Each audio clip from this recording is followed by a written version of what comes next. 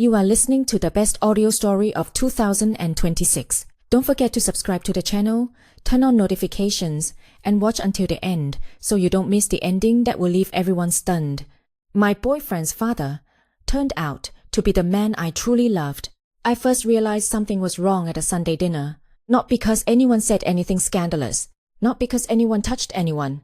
Not because there was one dramatic moment that split my life neatly into before and after. It was a question. A simple question. I was sitting beside my boyfriend, Daniel Reed, at his father's dining table.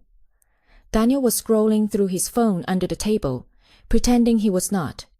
His sister was talking about her new flat. His aunt was complaining about train strikes. Someone had passed the roast potatoes twice, and Daniel still had not noticed that I had barely eaten. I had been talking about a job interview I had that week. It mattered to me, more than I had admitted. It was a senior role at a publishing company, the kind of position I had worked toward for years. I had told Daniel about it 3 times. Each time, he had said some version of, "You'll be fine." That evening, while I was explaining the role to his family, Daniel looked down at his phone and smiled at something on the screen. I stopped mid-sentence. No one noticed. Except his father. Robert Reed looked across the table at me. He was quiet in the way some people are quiet, not because they have nothing to say, but because they are actually listening. He set down his glass and said, "That interview mattered to you, didn't it?" The room continued around us, forks against plates. Laughter at the other end of the table. Daniel still looking at his phone. But I felt as if everything had gone silent. "Yes," I said softly. "It does." Robert nodded. "Then tell me properly. What would the job let you do that you cannot do now?" No one had asked me that. Not even Daniel. Especially not Daniel, so I answered. And Robert listened. That was how it began. Not with desire, not with betrayal, with being heard. I entered that house as Daniel's girlfriend. But the first man who truly listened to me was his father.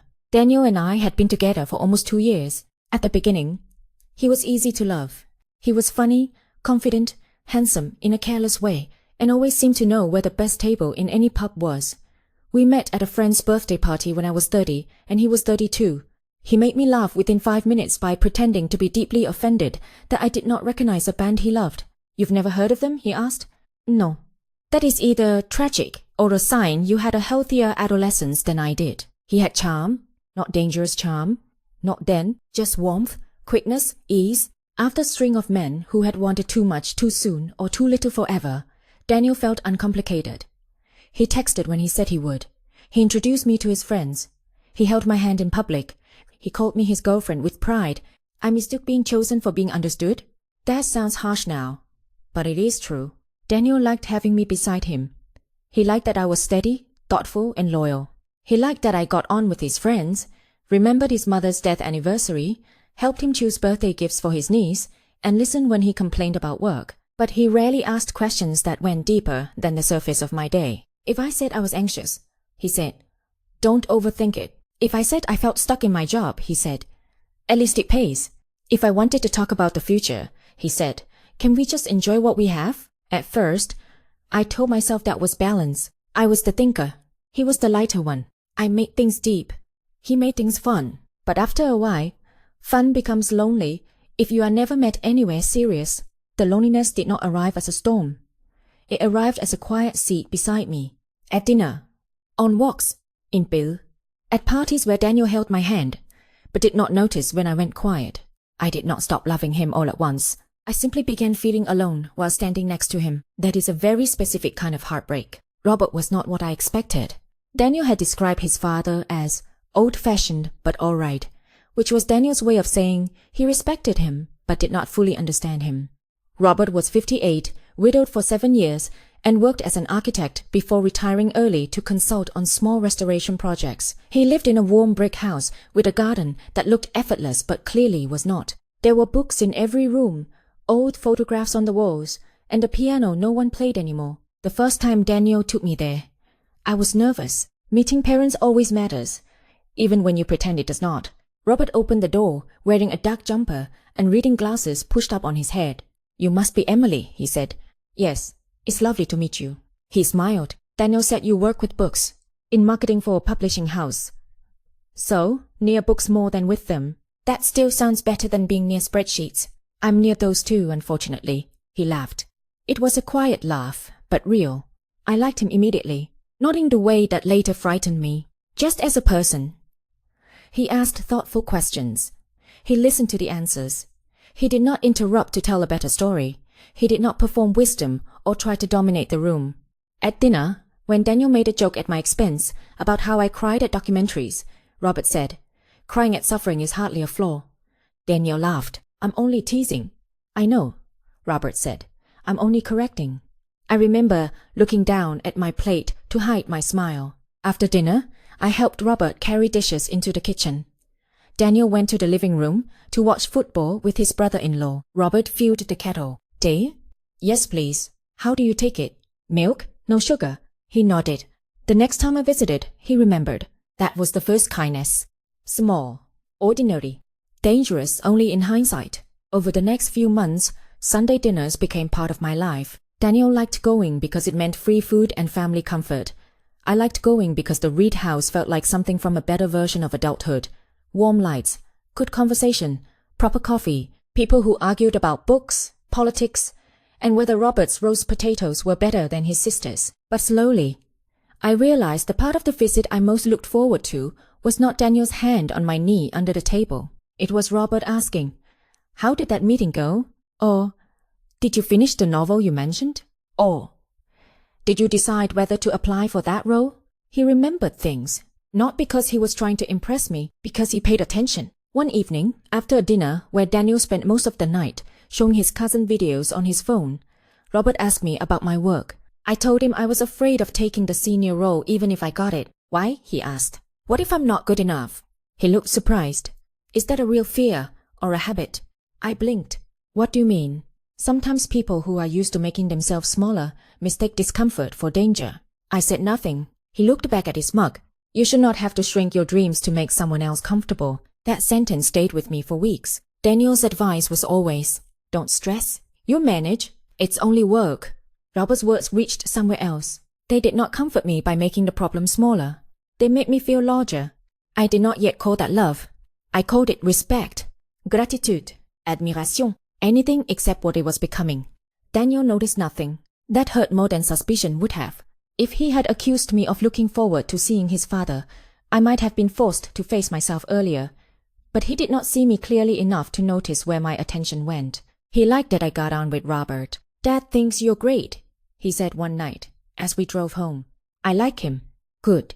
Makes my life easier." That was Daniel. Not cruel, just centered in himself. My connection with his family mattered because it made his life easier. My feelings rarely mattered beyond how they affected him. One Friday, I got the publishing job, the job that mattered, the one Robert had asked about so carefully. I called Daniel first. He answered on the third ring. "Hey babe, I'm about to go into a meeting." "I got it." "What?" "The job." "Oh, that's great." I waited. There was noise in the background. "Really great," he added. "We'll celebrate later, yeah?" "Yeah." "I have to run. Proud of you." The call lasted 42 seconds. I sat at my desk with the phone in my hand, trying not to feel disappointed because he had said the right words. "Proud of you." But the words had been rushed, automatic, already half out the door. That evening, Daniel cancelled our celebration because his friends had arranged drinks for someone's birthday, and he had forgotten it was tonight. "We can do tomorrow," he said. I said it was fine. It was not fine. On impulse, I stopped by Robert's house to return a book he had lent me. That was the excuse I gave myself. He opened the door and immediately said, "You got the job." I stared. "How did you know?" "Your face." Then I began crying, not because I was unhappy, because the person who noticed first was not the person I had called first. Robert stepped back. "Come in." "I'm sorry. I shouldn't have come." "Nonsense. Come in before the neighbors think I made you cry." He made tea. "Milk?" "No sugar." We sat in his kitchen while I tried to explain why I felt so foolish. I should be happy. You can be happy and hurt at the same time. I wiped my face. Daniel forgot we were supposed to celebrate. Robert's expression changed, but only slightly. "I'm sorry. I know it's not a huge thing. Small things become large when they repeat." I looked down at my tea. "I don't know why I feel so lonely when I'm supposed to be loved." Robert went very still. Then he said quietly, "Because being kept is not the same as being cherished." The words entered me like a door opening. I looked at him. He looked back. There was no touch, no confession, no movement. But something changed. I felt it. So did he. I left 10 minutes later, shaken. In my car, I gripped the steering wheel and whispered, "This cannot be love. It cannot be him." But my heart, traitorous and terrified, had already understood. I tried to fix myself first. That is what women often do. Before questioning the relationship, before questioning the man beside us, we question our own needs, our own hearts, our own hunger for tenderness. I avoided Robert. I told Daniel I was busy on Sundays. I stopped replying to Robert's occasional messages about books or work articles, though they were never inappropriate. He noticed and stopped sending them. For 2 weeks, I tried to pour all my attention back into Daniel. I planned dinner. I bought theater tickets. I wore the green dress he liked. I asked questions about his work, his friends, his plans. He enjoyed it. That was the problem. He enjoyed the care, without noticing the desperation underneath it. When I asked if we could have a serious talk about us, he groaned. "Do we have to?" My stomach dropped. "I'd like to." "We're fine." "Are we?" He put his phone down. "Emily, we've been together 2 years. Not every week has to be a relationship summit. I don't want a summit. I want to feel close to you. We are close. Are we? Or am I just around?" He looked irritated. "What does that mean?" "It means I know your life, Daniel. Your meetings, your friends, your family, your favorite takeaway, your moods.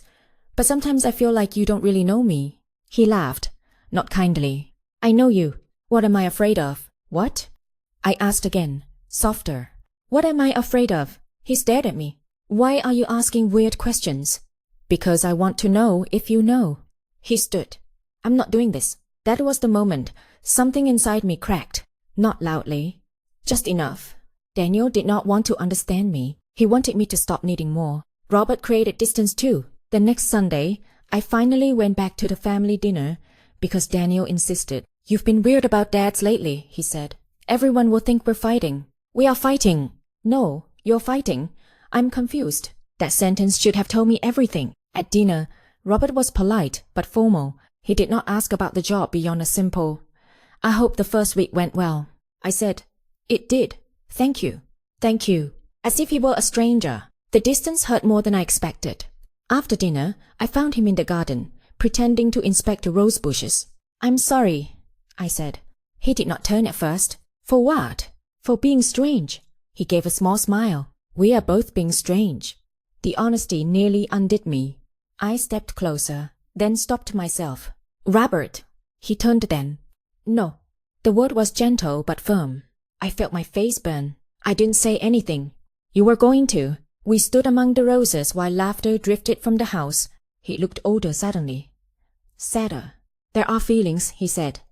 "A decent man does not feed, even when they are returned." My breath caught. "Returned." He had said it.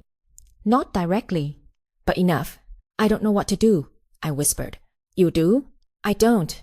You tell the truth where it is owed. You do not use one wrongness to justify another." "I haven't done anything." "No," he said. "And we will keep it that way." His restraint hurt. It also made me love him more. That was the cruelest part. A selfish man would have stepped closer. Robert stepped back. And that was why my heart trusted him. Daniel proposed 3 weeks later. I should have seen it coming. His sister had been oddly excited. His father unusually quiet. Daniel himself had been cheerful in the careless way of a man who believed he was about to do something generous. It happened at another Sunday dinner. Of course it did. The whole family was there. Daniel's sister, aunt, cousins, nieces, Robert at the head of the table. During dessert, Daniel stood and tapped his glass. I looked up, confused. He smiled at me. "Emily, we've been together 2 years. You know I'm terrible at speeches, so I'll keep this short." My chest tightened. "No, not here. Not now." He reached into his jacket pocket. Everyone gasped. I looked across the table. Robert's face had gone still. Daniel came around to my chair and knelt. The ring box opened. It was beautiful. Simple. Exactly the sort of ring I would have liked if my heart had still been in the right place. Daniel said, "You make my life better. And I think we've waited long enough. Will you marry me?" The room held its breath. His mother was gone, but I imagined she would have cried. His sister already was. His aunt had both hands over her mouth. Robert looked down at the table. I looked at Daniel. This man I had tried to love properly. This man who was not evil. This man who had not meant to neglect me perhaps, but had done it so consistently that I had become visible to someone else. I could have said yes. It would have been easier for the room, for Daniel, for the story people thought we were living. But saying yes would have been a lie, and I was already standing too close to one. My voice shook. I'm sorry. Daniel's smile froze. I can't. The silence that followed was worse than shouting. Daniel stood slowly. What? I can't marry you. His face went red. In front of my family? Tears filled my eyes. I'm sorry. Then why are you saying no? I could not answer there. Not with Robert across the table. Not with everyone watching. Daniel threw the ring box onto the table and walked out. His sister followed him. His aunt whispered something. Robert did not move. I stood, shaking. I'm sorry. I said to no one and everyone. Then I left too. Outside, Daniel was pacing near the car. What the hell was that? He demanded. I couldn't say yes. You humiliated me. I know. You know? I didn't mean to. But you did? Yes. He stared at me. Is there someone else? The question struck harder because of how close it came to the truth. I closed my eyes. Emily, I didn't cheat on you. That's not what I asked. I opened my eyes. No, there is not someone else in the way you mean. His face changed. In what way then? I could have lied. I almost did, but lies had brought us here in another form. So I told the truth as carefully as I could. I did not fall out of love with you because of your father, I said. I fell out of love because I realized how alone I felt beside you. Daniel went completely still. Then he said, My father? I said nothing. His face twisted. My father? Nothing happened. You're in love with my dad? The word sounded ugly in his mouth. Maybe they were ugly. Maybe truth sometimes is. I didn't mean for it to happen. He laughed bitterly. That's what people say when they've done something wrong. I know. Did he touch you? No. Did you kiss him? No. No. Did he tell you he loved you? No. Then what the hell is this? I cried then. I don't know. But I know I cannot marry you while feeling it. Daniel looked toward the house. His face broke in a way that still hurts to remember. You both betrayed me. Daniel. No, don't. He stepped away. You made me look like a fool in front of my family because you've been having some emotional fantasy about my father. I had no defense that would not sound like an excuse. I'm sorry, I whispered. Go home. So I did. The fallout was awful. There is no clean way to hurt people honestly. Daniel was furious. His sister called me selfish. His aunt sent a message saying I should be ashamed. Robert called no one. That silence hurt more than the insults. 3 days later, I received a short message from him. We need to speak once, then not again for a long time. We met in a public park. Neutral ground. No family house. No kitchen. No there. Robert looked tired when he arrived. I stood from the bench. Hello, Emily. For a while, we walked without speaking. Finally, I said, Daniel knows. I know. Did he speak to you? Yes. What did you say? The truth. That nothing physical happened. That I allowed an emotional closeness that I should have stopped earlier. That I am sorry. I stopped walking. Are you? He looked at me. I am sorry for the hurt, not for knowing you. Tears filled my eyes. That makes it worse. I know. Do you love me? His face tightened. A decent man would refuse to answer if the answer only made things harder. Robert was decent, but he was also honest. Yes, he said quietly. The world seemed to shift. I cried. He did not reach for me. That restraint? Again? If we ever mean anything real, he said, it cannot begin in betrayal. I ended it. You ended a relationship. That does not erase the wound. I know. Daniel is my son. I know. I have failed him already by allowing this feeling to grow. You did not make me feel neglected. No, but I became the place you went with that neglect. I looked away. He was right. Pain can make shelter look like destiny. Sometimes it is. Sometimes it is only shelter. How long? I asked. He looked at me. How long do we stay away? As long as it takes for our choices to become clean. What if they never do? He swallowed. Then love will have to be something we do not take. I hated him for that. I loved him for that. We stopped near the park gate. There was so much I wanted to say. So much I wanted him to say. Instead, he only nodded once. Goodbye, Emily. Goodbye, Robert. I watched him walk away. It felt like losing 2 men at once. One I had outgrown, one I could not yet reach without causing more harm. I left the city for 6 months. Not dramatically. I did not flee to another country or reinvent myself overnight. I accepted a temporary remote placement with my company and stayed in a small town near the coast where my friend Maya had a cottage she used mostly in summer. The distance saved me. At first, I cried constantly. I cried for Daniel because I had hurt him. Because even if our relationship had been wrong for me, his pain was real. I cried for Robert because I missed him with a steadiness that frightened me. I cried for myself because I had become the kind of woman people whispered about. My therapist, Dr. Lane, helped me untangle the guilt. "Did you betray Daniel?" she asked during one session. I stared at her. I didn't sleep with anyone. That was not my question. I swallowed. Emotionally, maybe. "Then own that clearly. Not to destroy yourself, but to learn from it." I feel like a terrible person. Terrible people rarely worry this much about whether they are causing harm. That doesn't make me good. No, your choices do. That was the work. Not pretending I had done nothing wrong. Not turning Daniel into a villain so I could feel innocent. Not turning Robert into a romantic excuse. The work was truth. Daniel had neglected me emotionally, but he had not deserved public humiliation. Robert had behaved with restraint, but he had allowed closeness to continue longer than he should have. I had been lonely, but loneliness did not make my feelings harmless.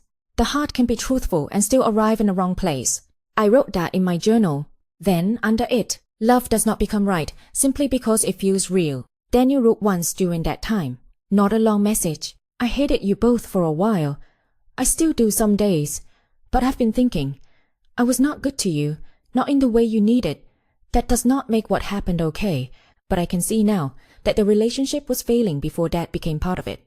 I wish you had left me before it got that far." I replied. "So do I. I am sorry." He did not answer. That was enough. Robert did not contact me. I did not contact him. Sometimes I hated the silence. Sometimes I understood it. If love is real, it must survive honesty, distance, and time. If it cannot, then maybe it was only a beautiful escape from a painful truth. I did not know which it was, so I waited. Not for Robert, for myself. A year passed. Then, another 6 months. I moved back to the city, but not to my old flat. I took a smaller place nearer work, with large windows and an ugly kitchen I slowly made less ugly. I built a life that did not orbit Daniel or Robert. I worked.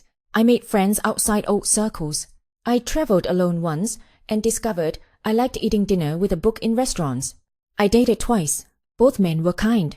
Neither lasted.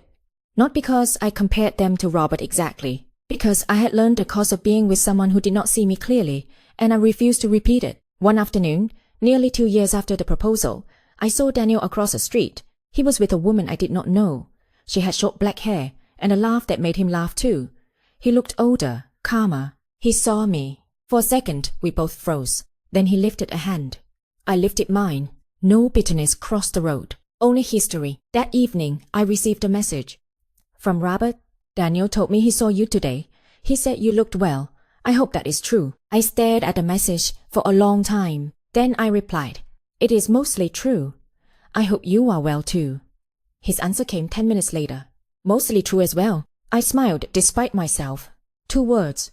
And there he was again. Careful, honest, restrained. We did not rush. A few messages became a phone call. A phone call became coffee. Coffee became a walk. Before we met, Robert told Daniel. "I know because Daniel messaged me the night before. Dad told me you're meeting. I won't pretend it feels easy, but it doesn't feel like betrayal anymore. Be honest with each other. That's all I ask." I cried when I read it. Then I replied, "We will. Thank you." Robert and I met in his garden. Not the kitchen. Not yet. The roses were blooming again. He looked older, of course. So did I, probably. Time had touched us both, but gently. For a moment, we simply stood facing each other. Then he said, "Milk? No sugar?" I laughed. The sound came out broken and bright. "Yes." We sat outside with tea because some circles closed softly, not dramatically. There was no confession that day. Not in the grand way people imagine. We spoke about work, Daniel, the past, the silence, the hurt, the people who had been affected. At one point I said, "I was afraid that loving you made me a bad person." Robert looked at me. Love does not make us good or bad. What we do with it does. I looked down at my cup. And what are we doing with it now? Trying to make sure it can stand in daylight. That was not the language of passion. It was better. Passion had never been the question. The question was Whether something born in the wrong place could be remade honestly, or whether the wrongness would always be part of it. We did not decide everything that day. We only agreed to move slowly. No secrecy. No pretending the past had not hurt. No asking Daniel to be comfortable before he was. No building happiness on someone else's humiliation. If there was to be love, it would have to be patient enough to become clean. We are not a simple story. I know that. Some people will always hear it and think scandal first. My boyfriend's father, the phrase alone invites judgment. I understand why. If I were outside the story, perhaps I would judge too. But life is rarely as neat from the inside as it looks from a distance. I did not leave Daniel because of Robert. I left because Daniel and I were already living in an emotional room where I could not breathe. Robert did not save me. He saw me. There is a difference. Being seen gave me the courage to admit I was lonely. That truth ended one relationship before anything worse could begin. Not cleanly, not painlessly, but honestly enough to leave a path forward. Daniel healed in his own way. I do not claim credit for that. He grew because pain forced him to look at himself, the same way it forced me to look at myself. He and Robert rebuilt slowly, not as they had been, perhaps, but in a way that could hold truth. As for Robert and me, love came quietly. It came through boundaries, not broken ones. It came through time, through conversations no one had to hide, through the strange tenderness of two people who had already learned what carelessness could cost. Months after that first garden meeting, he kissed me, not in secret, not in his son's house while I belonged to someone else. We were walking by the river after dinner, both nervous like teenagers and old enough to know better than to rush what mattered. He stopped and said, "May I?" I smiled. Yes. The kiss was gentle, no stolen till, no guilt sharp enough to cut it, just sadness, history, and something true finally allowed to breathe. Years later, when people ask how we began, I never lie. I do not give every detail. Not everyone deserves every truth. But I say this, we met at the wrong time, so we waited until our choices could be honest. That is the only version I can live with. Love does not become right simply because it feels real. Sometimes the heart recognizes truth in the wrong place, at the wrong time, and beside the wrong people. The bravest choice is not always to follow love immediately. Sometimes the bravest choice is to step back, to tell the truth, to let people hurt without making their pain meaningless, to refuse to build happiness on another person's humiliation. If love is real, it must survive honesty, distance, and time. Ours did. But even if it had not, I think I would still be grateful for what the truth taught me. I learned that being chosen is not the same as being cherished. I learned that loneliness inside love is still loneliness. I learned that restraint can be a form of devotion. And I learned that the person who sees you most clearly is not always the person you are supposed to run toward immediately. Sometimes they are the person who teaches you to stop lying to yourself. My boyfriend's father turned out to be the man I truly loved. But before he could become my love, I had to become honest. With Daniel, with Robert, and most of all, with myself